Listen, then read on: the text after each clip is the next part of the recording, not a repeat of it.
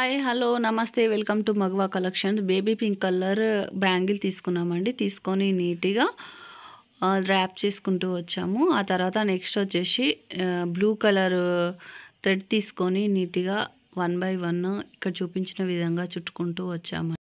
Same ఇలాగే 2 cut అని 4 cut బ్యాంగిల్కు చుట్టుకుంటూ వచ్చామండి. చూడండి, 2 కట్ బ్యాంగిల్ తీసుకొని నీట్గా ఐ షేప్ ఉన్న కుందన్స్ తీసుకొని అటు సైడు ఇటు సైడు నీట్గా అతికించాలండి. ఇక్కడ ఎలా చూపెడుతున్నామో అలాగా సేమ్ అలాగే గాజు చుట్టూ కూడా అలాగే అతికించాలండి. ఒక ఫ్లవర్ మోడల్ మేకింగ్ చేయాలి.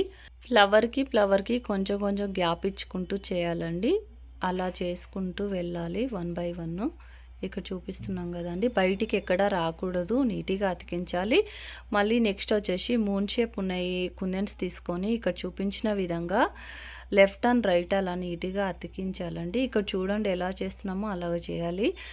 మళ్ళీ మధ్య మధ్యలో ఏదైతే గ్యాప్ ఉందో ఆ గ్యాప్లో కూడా రౌండ్ కుందన్స్ తీసుకొని నీట్గా ఇక్కడ చూపించిన విధంగా ఎక్కడెక్కడ మొత్తం గాజు చుట్టూరంగా గ్యాప్ ఉంది కదా, అది నీట్గా ఫిల్ చేయాలండి.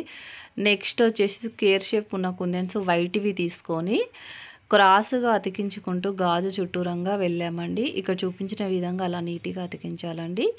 1 బై 1 అలా అతికించుకుంటూ వెళ్ళాలి.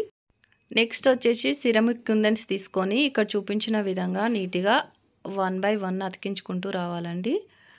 వైట్ కుందన్స్, బ్లూ కలర్ బ్యాంగిల్ తీసుకొని నీట్గా ఇక్కడ చూపించిన విధంగా చిన్న కుందన్స్ తీసుకొని ఇలా అతికించాలండి. 1 బై 1 గ్యాప్ ఇచ్చి.